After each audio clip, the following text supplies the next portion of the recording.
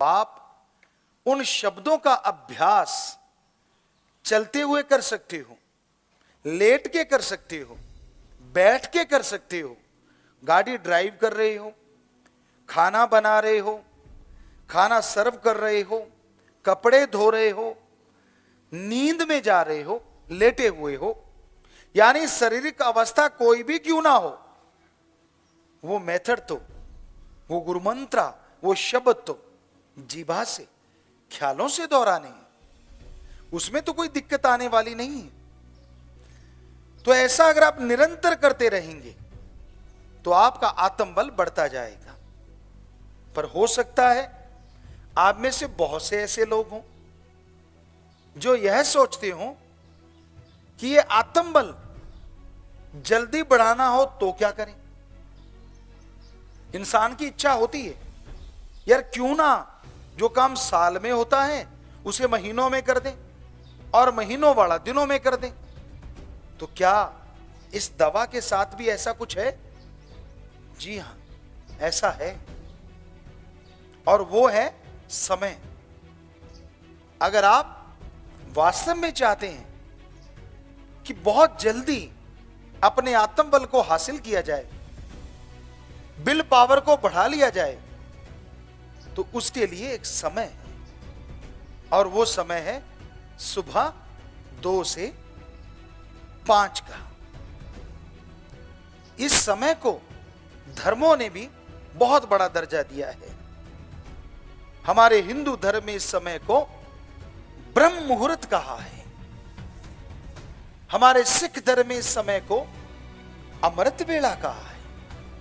इस्लाम धर्म बांगे वक्त, इलाहिये वक्त, फर्ज, और इंग्लिश फकीर the God's pay time early morning between 2 to 5। Science भी मानने लगी है। क्या कहती है science? Early morning between 2 to 5, oxygen pure and more. If you do the method of meditation continue, then your will power up and up, upside. सारे धर्म वही बात कह रहे हैं, साइंस वही बात कह रही है। तो सुबह का समय सर्वश्रेष्ठ होता है, क्योंकि अगर विज्ञान की बात करें तो उसमें ऑक्सीजन शुद्ध और ज्यादा होती है। आत्मबल जल्दी बढ़ता है, ध्यान जल्दी जमता है, पर उसके लिए थोड़ी सी बातों का ध्यान रखना होगा। सुबह जब आप उठें, उठने के बाद फ्रेश हो लें, रफा जाएं, क्योंकि खाली पेट सर्वश्रेष्ठ होता है। पानी पी सकते हैं। अगर आपको नींद आ रही है तो मुंह धो लें, हाथ धो लें, पर शरीर में से अगर कोई स्मेल है, बू बदबू कुछ भी आ रहा है, तो नहाना जरूरी होगा। उसके बाद जब आप बैठने लगे तो जिस तरह से ये हम बैठे हैं, इसको सीधी भाषा में योगा का आसन कहें तो आसान आसन। अगर ऐसे में आपको तकलीफ है तो आप जिस तरह मुसलमान भाई नवाज अता करते हैं, घुटने औंधे मार के बैठना, उसको योगा में कहते हैं वज्र आसन। पर इन दोनों में अगर आपके घुटनों में या पीठ में, बैक में दर्द है तो ऐसे मत बैठिए, क्योंकि यहां दर्द है, ध्यान वहां चला जाएगा। तो आप जैसे कुर्सी पे पांव लटका के बैठते हैं, जैसे बैठे और पांव लटका लिए, तो उस तरह से बैठ सकते हैं। और उसके बाद आप अपना ध्यान दोनों आंखों के बीच, नाक के ऊपर, ललाट, माथे की ये जगह, इस जगह को 10वां द्वार या तिल, मेहराब, very very deep sleep point कहा जाता है। तीसरा नेत्र, थर्ड नॉलेज आई, या नॉलेज थर्ड आई भी कहा जाता है। हमारे शरीर में 9 दरवाजे हैं, 9 डोर हैं जो खुले रहते हैं। अगर बाहर से देखें तो वो 9 हैं। 2 कान, 2 आंख, 2 नाक, 1 मुंह और 2 इंद्रियां हैं। लेकिन यहां एक 10वां दरवाजा है जो बंद है। साइंस भी मानने लगी। तो सारा कंसंट्रेट, सारा ध्यान यहां लगाना है और फिर गुरु मंत्र, मेथड ऑफ मेडिटेशन का अभ्यास करना है, उसको दोहराना है। जीभा से दोहराइए। मक्खी मच्छर तंग करता है तो पतली सी चद्दर ऊपर ले सकते हैं। सर्दी तंग करती है, कपड़ा ले सकते हैं। हाथों को यूं रखना है। कोहनी का वजन जांग पे आ गया और यहां ये काफ पे आ गया, ताकि कोई प्रेशर आपका ध्यान इधर उधर ना करवा सके। तो आप बैठ गए। अब मेथड ऑफ मेडिटेशन दोहराइए। आंखें बंद रखिए। यह सबसे बढ़िया है। खोल के भी कर सकते हैं, लेकिन वो बाद में, जब आपका ध्यान आपके काबू में आ जाए, जब विचार स्थिर होने लगे। तो ऐसा करने से क्या होगा? कैसे आएगा विल पावर ऐसा करने से?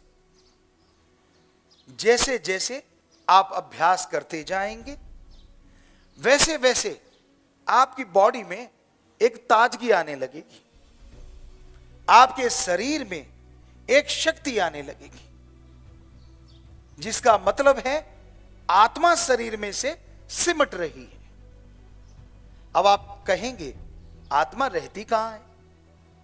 सिर से लेके पांव के अंगूठे तक पूरी बॉडी में आत्मा की वजह से शरीर में शक्ति है, सब कुछ है। तो पांव से सिमटना शुरू करती है, यहां तक आती है। और फिर एक समय ऐसा आता है कि वो सिमट के यहां पहुंचती है। तो यह होता है आपका आत्मबल का बढ़ने का पहला स्टेप। जबरदस्त तरीके से बढ़नी शुरू होगी, जिसे कहते हैं बूस्ट अप, जबरदस्त तरीके से। और आत्मबल बढ़ता जाएगा। उससे क्या होगा? आमतौर पे कहा जाता है, इंसान अपने दिमाग का 5 से 10% हिस्सा इस्तेमाल में लाता है, इससे ज्यादा नहीं। तो जैसे जैसे आप भक्ति करते हैं, मेथड ऑफ मेडिटेशन करते हैं, गुरु मंत्र कलमा शब्द का जाप करते हैं, तो आत्मबल बढ़ता है।